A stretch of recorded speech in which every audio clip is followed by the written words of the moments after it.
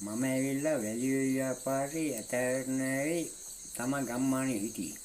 ඇවිල්ලා ඔහොම ඉන්න අතරතුරේ මට මයි හේන් ඔක්කොම පාර වුණා. අලින්ගෙන් ඉවුවම කල් දුණා. මයි පොල්ගස් 80ක් 90ක් වයි තිබ්බා. ඔක්කොම කම්මතු වුණා. මඤ්ඤෝ ටික, කේල් ගස් ටික ඔක්කොම කම්මතු වුණා. ඔහොම ඉන්න අතරතුරේ මයි යාළුවෙක් හම්බුණා. කවුද මේ ඉන්දික කියලා. ඉන්දික කිව්වා ජොබ් එකක් තියෙනවා කරන්න පුළුවන් කියලා. ඉන්දිකෙන් මං ඇහුවේ මට ජොබ් එකක් වань නැති කියලා. මට එපා වුණා ගොවිතැන් වැඩ කරලා. මං කුඹුරු වැඩ කරලා ඉවම හැම දෙයකම තැල්ලා පොඩි වෙලා හිටියේ. ගොවිතැන් තමයි කරේ. මං හේන් දැන් දුකක් වින්දා. ඉන්නේ අතුරේ ඉන්දික කිව්වා ජොබ් එකක් තියෙනවා මේ විදිහට කතා කරලා දෙන්නම් කියලා. ඊට පස්සේ මං කතා කරලා පස්සේ ඉන්දික කියලා එක්කෙනා කිව්වා සර්ට මං කතා කරලා දෙන්නම් කියලා. සර් ඊට පස්සේ කෝල් එකක් දුන්නා මට මේ විදිහට මේ සර්ට දෙන්න ෆෝන් එක මට කතා කරන්න කියලා. මං කතා කරලා පස්සේ සර් කිව්වා මයි වයස කීයද කියලා. මං කිව්වා 60යි කියලා. වැඩ කරන්න පුළුවන් කියලා කිව්වා. ඊට පස්සේ මං සර්ට කිව්වා මං ආවට පස්සේ මයි වැඩ පුළුවන් නම් ඒ විදිහට මට දෙන්න නැත්නම් මං ආපහු එන්නම් කියලා. හරි එන්න කිව්වා. මං නැවත ඊට පස්සේ සතියකට විතර පසුව මං ගියා දඹුල්ලේ ඒ වැඩපොළ කියන්නේ මා සාසනේ වැඩ තියනද සර් ඊට පස්සේ කෝලයක් දීලා මම ඊට පස්සේ නැවත වැඩපොළට ගියා. ගියාට පස්සේ සර් මම වැඩ බාරගත්තා. ඊට පස්සේ මම රාජකාරී ඒ ආකාරයෙන් අපුරට ඉෂ්ට කරගෙන ගියා. අවුරුද්දයි මාස දෙකක් විතර යනකොට මට කිව්වා එහෙන් මාසෙකින් ආව පෝනියෝ 4 දෙනෙක්. ඊට පස්සේ පෝනියෝ 4 දෙනෙක් බලාගෙන ඔක්කොම මේක කරගෙන ඉන්නේ අතුරුදී ආන්චවල පොලක් කරගෙන එළවලු ටික හිටවගෙන හැම දෙයක්ම කර කියාගෙන ඉන්නේ අතුරුදී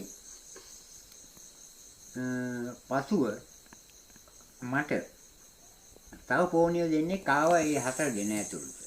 මම මේ 4 දෙනායි 6 දෙනා උදේට බැඳිනවා.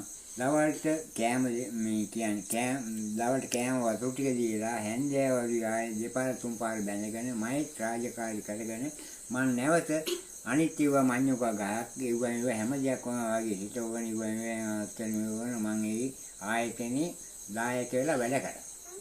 වැඩ කරන ඉන්නේ අතරතුරේ එක දවසක් පොණිය ටික බඳින අතරතුරේ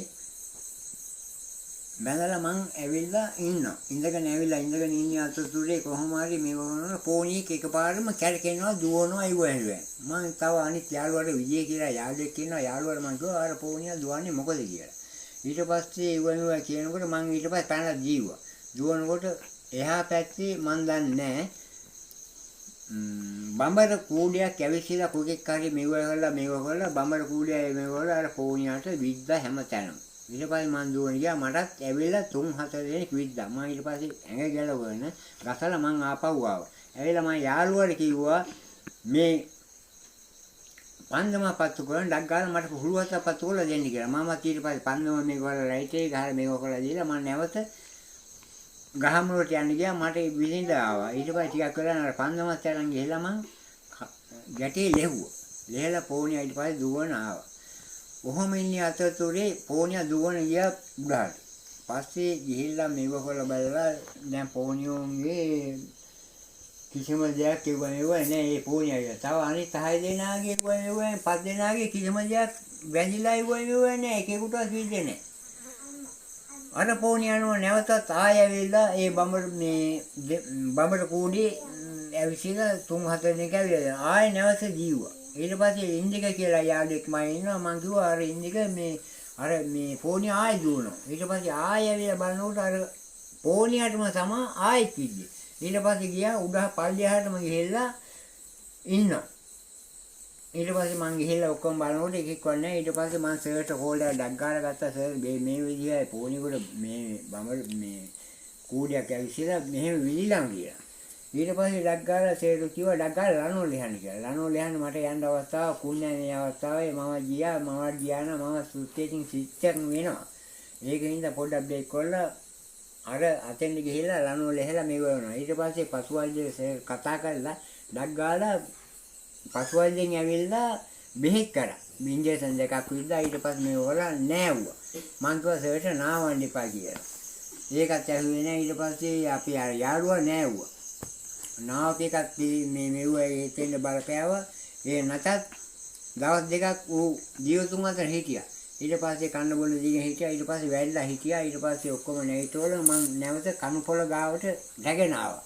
රැගෙන ඇවිල්ලා බැඳලා හිටියා. උදේ බලනකොට එයා නැති වෙලා මැරුණා. පසුවේ සතා උදේ පාන්දර මම නැගිටලා ගාලගාවට යනකොට සතා මැරිලා. මට හරි හිතේ අමාරුයි. කොච්චරන මාත් හරක් බැඳලා ඉුවනේ මම හිටියා හරක් බැඳලා ඉුවනේ හරක් පට්ටියක් ඉුවනේ හිටියා පට්ටිය දැන්ට උනත් මම එදාහරක් මීහරක් ඉන්නවා කොච්චරන මම සතේකුරු තීරෙම වතුටිය කන්න බොන්න දීගෙන හැම දෙයක් කොහේ සාත්තු කරා මම ඒ සතා ගැන මට හිතට අමාරුයි. ඊට පස්සේ සතා නැති වුණා. ඊට පස්සේ සර්ට කිව්වා. සර් කිව්වා වල දාන්න කියලා. ඊට පස්සේ මම යාළුවෝ දෙන්නයි මම වල කැපුවා. වල කපලා බුන් දානි කරා මට එතෙන් ඉඳන් ආර ගාලගාවෙන් ඉඳන් ඇද ගන්න අමාරුයි. ඊට පස්සේ මම සර්ට කෝල්ඩයක් දුන්නා. පස්සේ සර් ඊට පස්සේ තව තීගු කිල්ලයි තව 3-4 දෙනෙක් කියලා අපි ඇදලා බුන් දානි කරා. අද උනත් මම හිතෙන් දුක් වෙන පට්ටියේ මේ හිටපු හොඳම පෝනි වැසි ආදරේ නාවන්ඩි ගියා කිව්වා කොච්චර වුණත් ඇඟේ ඉබ්බත් මම හරි ආදරේ සතුන්ට හරි කියමම තමයි දැන් තුනක් තියෙනවා. ඉතින් ඒවා වුණා ඉතින් පෝනිය ගැන පටියේම හොඳ 6 දෙනෙක් හිටියා. පළවෙනිම හිටුවේ ඒ පෝනි දෙන ආදරෙන් බලාගෙන හැමදේම නාවගෙන ඉවම හිටපු සතා. මට පළවෙනිම හිටපු සතා නැති වුණා. මට දැනට උනත් හරි හිතේ අමාරුයි වේදනයි මේ වගේ වුණා කියලා. මම හිතෙන් දුක් වෙනවා. ඒ පොණි වැසි කියන්නේ. අනිත් කට්ටියත් ඉතින් හොඳින් බලා ගන්නවා කරන් යන්නේ මයිනෝසෙල් දෙලා නෙවෙයි. හැම දෙයකින් වාගේ වගේ හැම දෙයකම වාගේ සතාට වතු ටික දීලා තනකොළ ටික දීලා කන්න බොන්න දීලා හැම දෙයකම වාගේ අඹ පුතු ටික ගෙනල්ලා හැම දෙයකම බත් ටික ගෙනල්ලා දීලා කන්න දීපු සතා. ඉතින් අමාරුයි.